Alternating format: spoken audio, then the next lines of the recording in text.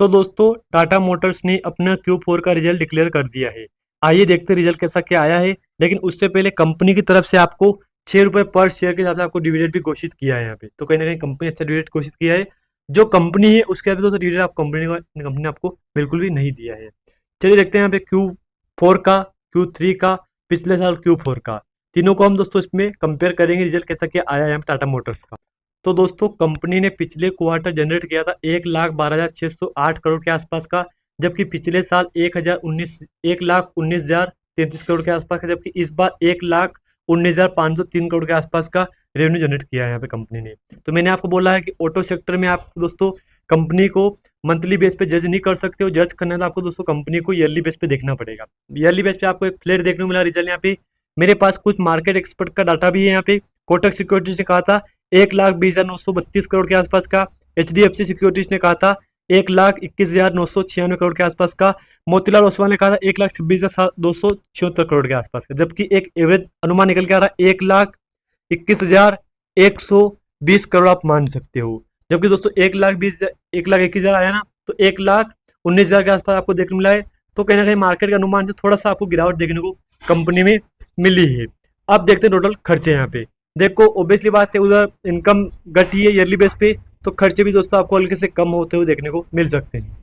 चलिए देखते हैं टोटल खर्चे यहाँ पे। तो कंपनी ने पिछले क्वार्टर 1,06,665 करोड़ का, पिछले साल 1,11,136 करोड़ के आसपास का, जबकि इस बार 1,09,056 करोड़ के आसपास का आपको कंपनी खर्चा किया है। तो कहीं ना कहीं बोल सकते हो आप यहाँ पे ईयरली बेस पे, मंथली बेस पे खर्चे भी दोस्तों अच्छे कंट्रोल में आपको देखने को मिल रहे हैं। चलिए देखते हैं टोटल कंपनी का प्रॉफिट आफ्टर टैक्स। चलिए देखते हैं कंपनी का प्रॉफिट कितना हुआ है। देखो दोस्तों पिछले क्वार्टर हुआ था कंपनी का प्रॉफिट 5,485 करोड़ के आसपास का। पिछले क्वार्टर में पिछले साल 17,528 करोड़ के आसपास का, जबकि इस बार हुआ है यहाँ पे 8,556 करोड़ के आसपास का। तो दोस्तों आपको समझ में आ गया और कितना क्या गिरावट है। गिरावट का मेन रीजन क्या है? कंपनी का टैक्स, एक्सपेंसिव क्रेडिट नेट। देखो आप यहाँ पे 8,219 करोड़ कंपनी को पिछले साल वापस मिल गया था। तो अगर दोस्तों 8,200 माइनस करूंगा 17 में से मैं, तो वही दोस्तों लगभग 8,900 के आसपास या 8,000 या 9,000 रुपए के आसपास आपको देखने को, 9 लाख के आसपास आपको देखने को मिल रहा है। तो दोस्तों ऑब्वियसली बात है, तो पिछले क्वार्टर में पिछले साल में कंपनी को कुछ पेमेंट वापस मिल गया था। पिछले क्वार्टर 2,120 करोड़, जबकि इस बार 2,948 करोड़। तो कहीं ना कहीं ये भी आपको देखना पड़ेगा यहाँ पे कि कंपनी को कितना क्या वापस मिल रहा है, प्रॉफिट कंपनी को रिटर्न।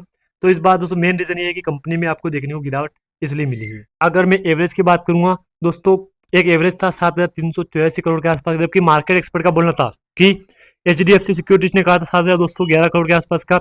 ICICI सिक्योरिटीज ने कहा था 6,388, मोतीलाल ओसवाल ने कहा था 8,360, JM फाइनेंशियल ने कहा था 54,42, और एक और सबसे शेयर खान 7,820 के कहा था कंपनी। तो कहीं एक एवरेज में निकल के आ रहा है यहाँ पे। चलिए जैसे कंपनी का EPS, दोस्तों EPS में बात करूँ नॉर्मली में, तो पिछले क्वार्टर 14 रुपए था, पिछले साल 45 रुपए, इस बार 23 रुपए के आसपास आपको देखने को मिला है EPS। धन्यवाद।